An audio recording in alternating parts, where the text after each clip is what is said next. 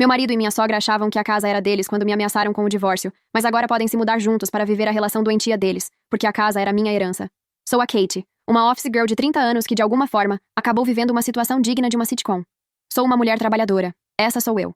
Casada com um homem que ainda vive grudado na barra da saia da mãe. Esse é o meu marido, Gary. E com uma sogra que acredita sinceramente ser a rainha da Inglaterra. Eu sei o que vocês estão pensando. Kate, querida, por que você se casou com um filhinho da mamãe? Bom, deixa eu dizer uma coisa.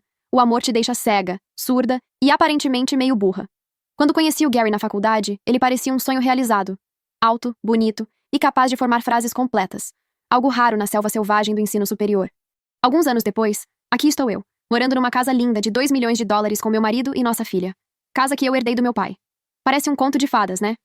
Bom, se segurem, porque é aqui que a história começa a ficar interessante. Acontece que meu querido marido e sua amada mãe parecem viver sob a impressão de que essa casa maravilhosa, espaçosa e que vale cada centavo desses $2 milhões existe graças ao trabalho duro do Gary e ao gosto impecável da mãe dele.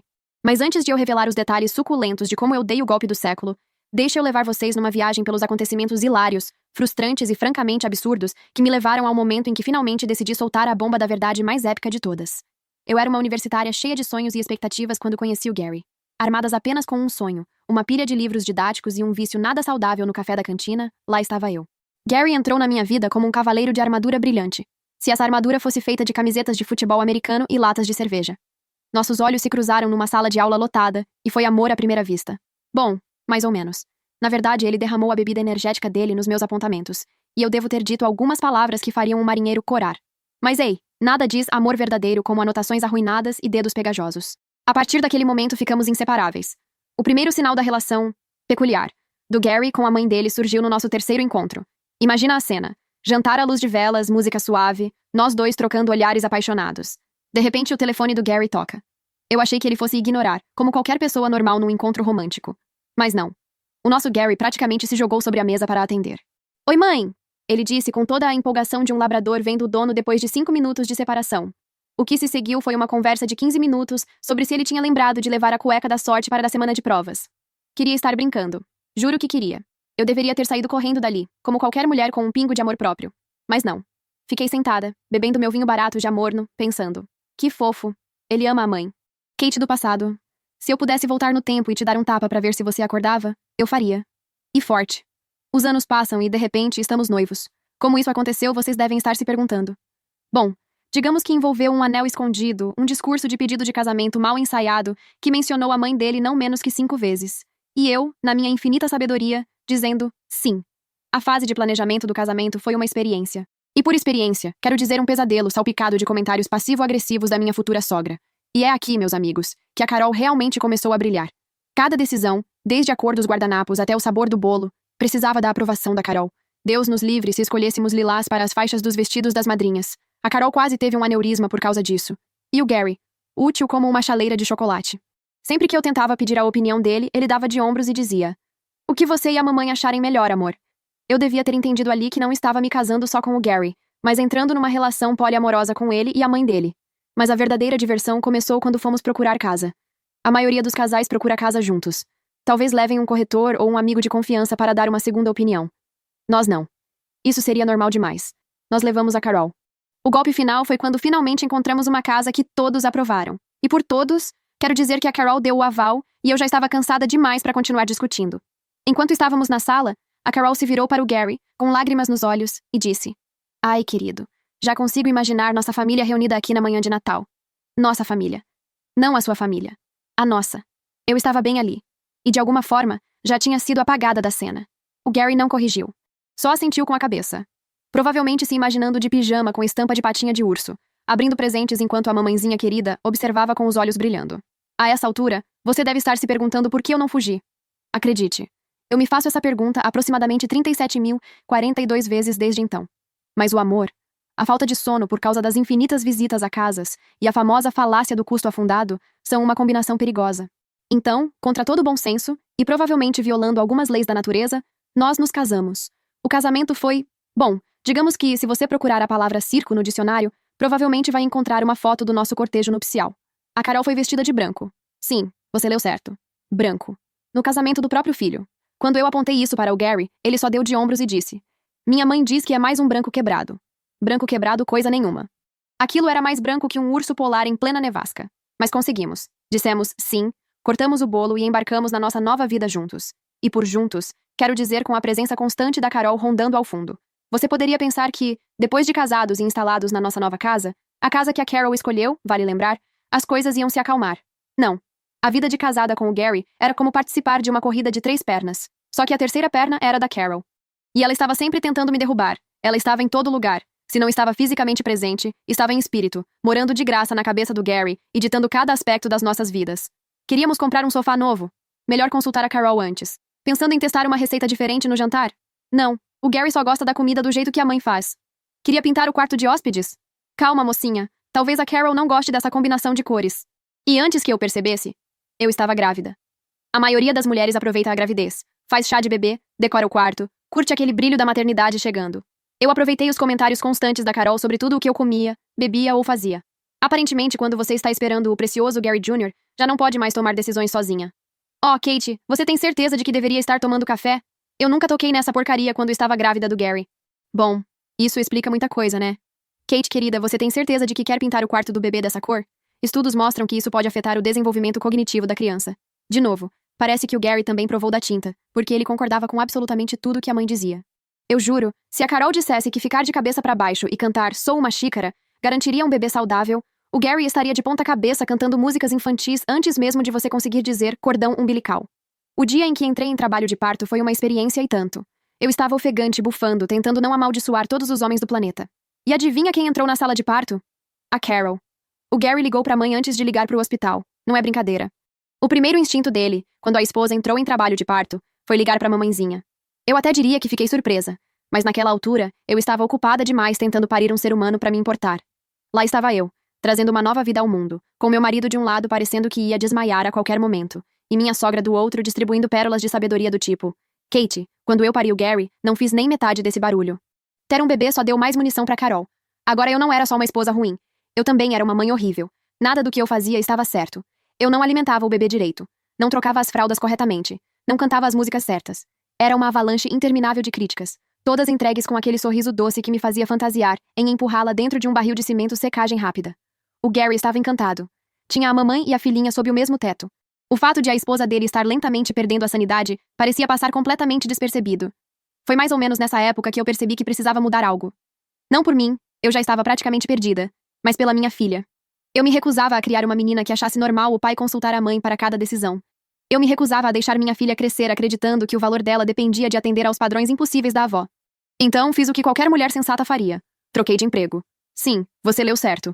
Pedi demissão de um trabalho bem pago e estável, com horários malucos, e aceitei um cargo que pagava menos, mas me dava mais tempo em casa, porque eu estava decidida a estar presente para minha filha de um jeito que o Gary nunca estaria. Claro que a Carol teve muito a dizer sobre isso. Oh, Kate, você tem certeza de que isso é uma boa ideia? Como você vai manter o estilo de vida do Gary com esse salário? Como se o estilo de vida do Gary, jogar videogame e perguntar para a mãe qual meia usar, exigisse uma renda de 6 dígitos. Mas eu me mantive firme. Pela primeira vez desde que conheci o Gary, tomei uma decisão sem considerar o que ele ou a Carol iriam pensar.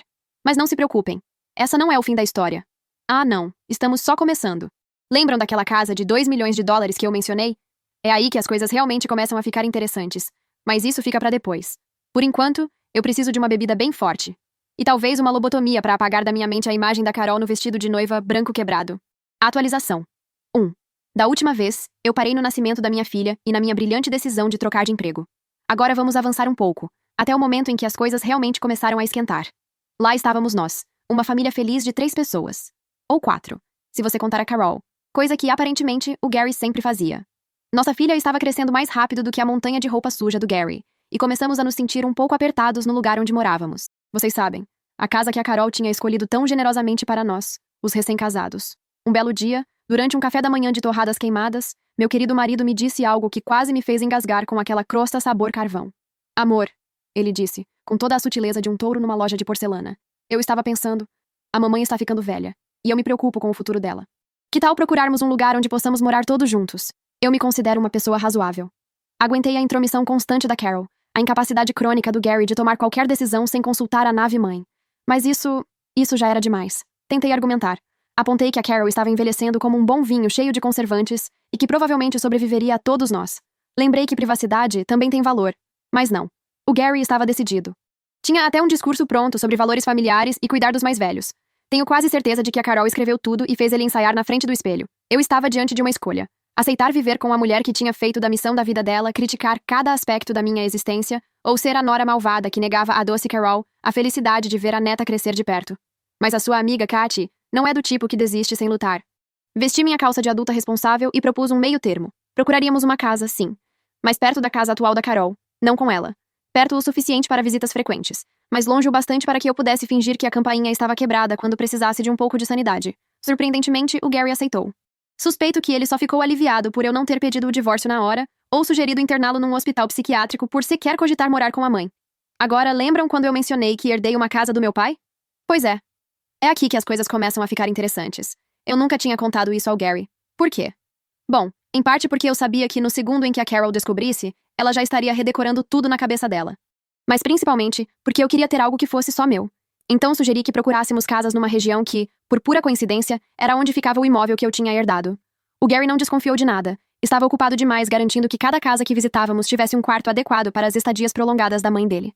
No fim, decidimos por uma casa. E quando digo decidimos, quero dizer que consegui convencer o Gary e a Carol de que a casa que eu herdei estava no mercado e era perfeita para nós. Porque, claro, ter uma casa maior não afastou a Carol. Só deu mais espaço para ela espalhar sua loucura particular. Ela começou a nos visitar o tempo todo. No começo, uma vez por semana. Depois 2. Depois dia sim, dia não. Logo eu estava procurando desculpas para trabalhar até mais tarde, só para evitar chegar em casa e encontrá-la reorganizando meus armários, ou me dando aulas sobre a maneira correta de dobrar lençol com elástico. O Gary estava no paraíso. Tinha a mamãe sempre por perto, mimando-o, cozinhando suas comidas favoritas e tratando-o como se ainda fosse um menino de 12 anos que precisava que a mãe cortasse a borda do sanduíche.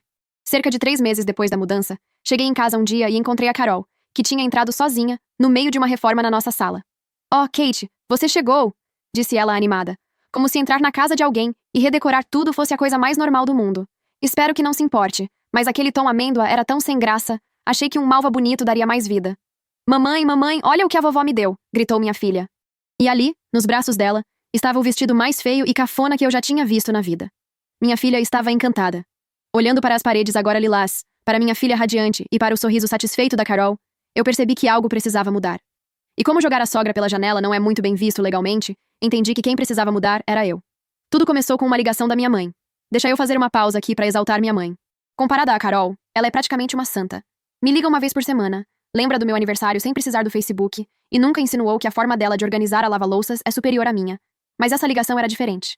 A saúde dela e do meu pai vinha piorando há algum tempo, e as coisas tinham dado uma guinada para pior. Eles estavam com dificuldade até para cuidar de si mesmos. Precisavam de ajuda. Fiz o que qualquer filha faria. Ajustei meu horário de trabalho, dei um beijo na minha filha e me preparei para dividir meu tempo entre minha casa e a dos meus pais. A reação do Gary foi exatamente a que você imagina. Murmurou algo sobre como seria difícil para ele se virar sem mim, como se fosse ele quem estivesse equilibrando um emprego, uma filha e 2 pais doentes.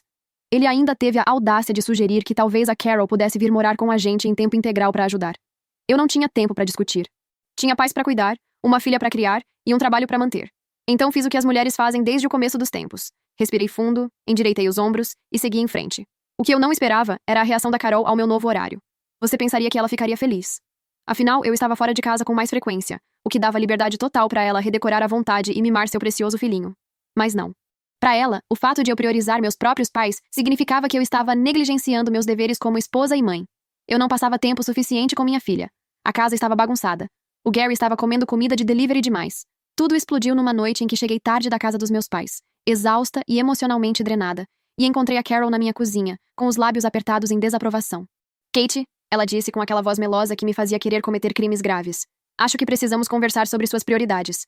E é aqui, queridos reditores, que eu vou parar por enquanto. Porque o que aconteceu depois... Bom, isso é uma história à parte. Atualização 2. Eu estava na minha cozinha, tão cansada que mal conseguia enxergar direito.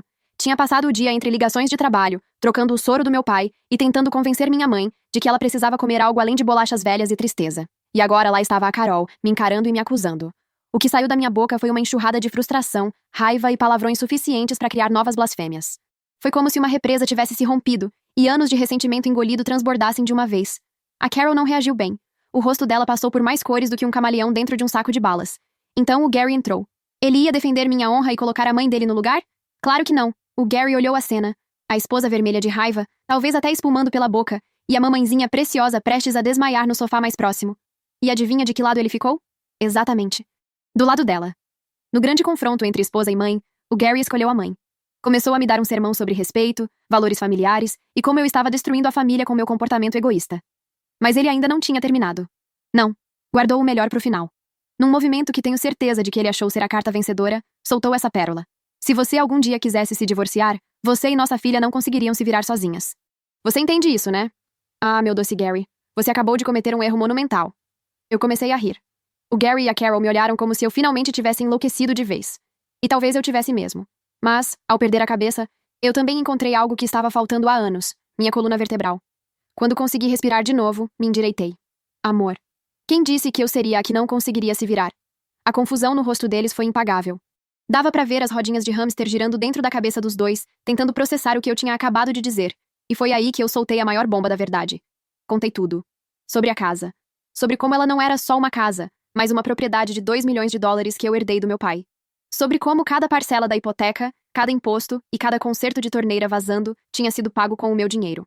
O rosto do Gary foi da confusão à incredulidade, e depois a algo que se parecia perigosamente com medo.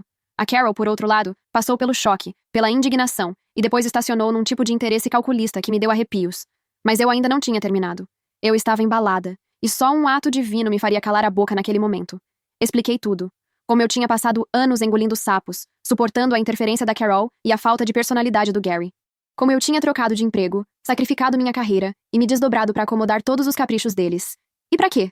Pra ser tratada como uma empregada glorificada na minha própria casa? Deixei bem claro que as coisas iam mudar. Nada mais de visita surpresa da Carol. Nada mais de redecorar a casa sem a minha permissão. Nada mais de me tratar como um caso de caridade que deveria agradecer pelas migalhas de afeto que eles decidissem oferecer. E para o Gary, fui ainda mais direta. Ele tinha uma escolha a fazer. Ou começava a agir como marido e pai, ou arrumava as malas e ia morar com a mamãe querida. Porque eu estava farta. Farta de verdade. A Carol, previsivelmente, caiu no choro de crocodilo. Gritava que só queria o melhor para a família, que não acreditava que eu tivesse enganado todo mundo, que eu estava sendo cruel com o pobre e doce Gary. O Gary parecia ter sido atropelado por um caminhão. Gaguejava, tropeçava nas palavras, e ainda tentou argumentar que, como meu marido, ele deveria ter algum direito sobre a casa.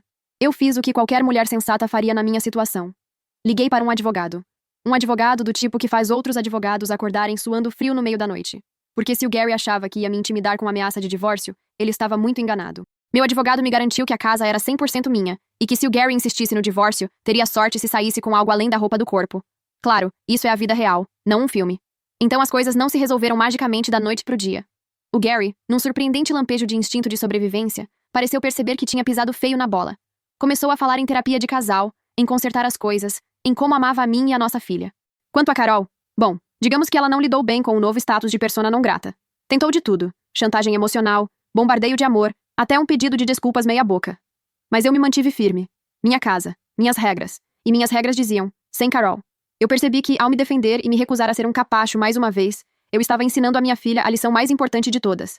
Que ela merece respeito.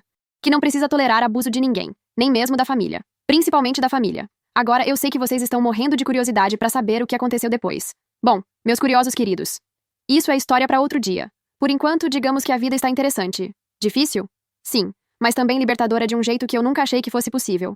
Estou redescobrindo quem eu sou, sem as expectativas do Gary e as críticas constantes da Carol pesando sobre mim.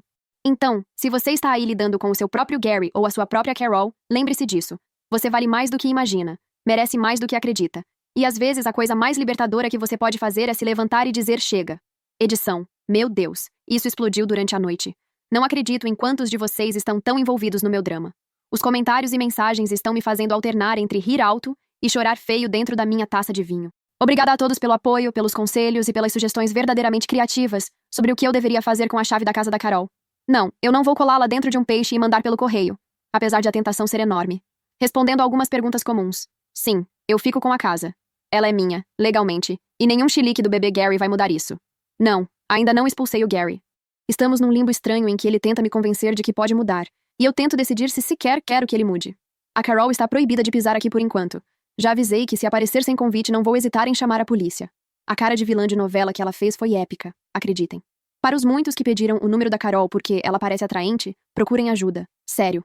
Sim, já troquei as fechaduras e o código de segurança. Quanto à minha filha, ela está bem. Crianças são resilientes, e eu faço questão de que ela saiba que nada disso é culpa dela.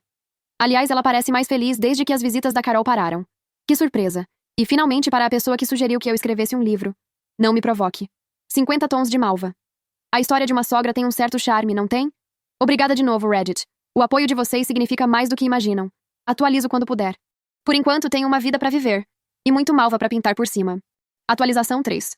Estou de volta, porque sei o quanto vocês estavam esperando o desfecho dessa história. E desse casamento maravilhoso, caso o sarcasmo não tenha ficado claro. Imagino que muitos queriam saber se o Gary ficou comigo ou com a mamãe querida. Pois bem, deixe eu esclarecer uma coisa. Ele nunca chegou a ter escolha. Embora sendo honestos, se tivesse tido, com certeza teria escolhido a mãe. Felizmente, pouco depois da minha última atualização, os papéis do divórcio já estavam prontos para serem entregues. A expressão do Gary quando recebeu os documentos foi exatamente tão satisfatória quanto vocês devem estar imaginando. Uma mistura de surpresa, preocupação e confusão, como se ele simplesmente não conseguisse acreditar no que estava acontecendo. Ele agiu como se o divórcio fosse a coisa mais absurda do mundo. Como se não tivesse visto isso chegando. Mas, sinceramente, o que realmente é estranho é eu não ter pedido o divórcio muito antes. Mais estranho ainda é eu ter me casado com ele em primeiro lugar. Ou não ter fugido na primeira vez em que ele deu sinais claros de ser um filhinho da mamãe. Junto com os papéis do divórcio, como era de se esperar, veio também uma ordem de desocupação. Eu não ia permitir que ele continuasse morando na minha casa nem um dia a mais do que o necessário. A boa notícia para ele era que não precisaria se mudar muito longe. Seu novo, e velho, endereço era exatamente onde todos esperavam. A casa da mamãe, claro. Eu disse isso achando que ele ficaria feliz. Quero dizer, o que poderia ser melhor do que morar com a mãe adorada? Curiosamente, ele não achou graça nenhuma. Não faço ideia do porquê. Achei que ele fosse adorar, considerando todo aquele incesto emocional. Mas enfim, só emocional, né? Felizmente, ele não demorou muito para ir embora. Levou apenas alguns dias para arrumar as coisas e se mudar. Provavelmente porque já tinha parte das roupas na casa da mãe. O motivo? Não quero saber. Nem me interessa. Depois que ele saiu, tudo seguiu como deveria. O processo de divórcio levou alguns meses, como essas coisas costumam levar, mas finalmente foi concluído.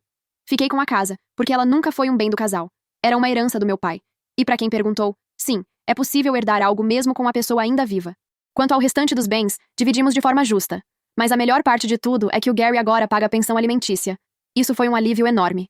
Eu já estava começando a considerar procurar um emprego melhor para sustentar minha filha e a mim mesma, agora que ele estava fora da equação. Mas graças à pensão, conseguimos cobrir a diferença sem grandes preocupações. Além disso, agora que a mãe dele não pode mais entrar nesta casa nem se intrometer nas nossas vidas, há uma economia significativa. É incrível o quanto se economiza quando se elimina um parasita emocional. Como era de se esperar, a Carol tentou voltar. Quis vir ver a neta. Fui bem clara. Se quiser vê-la, que seja durante o tempo em que ela está com o pai.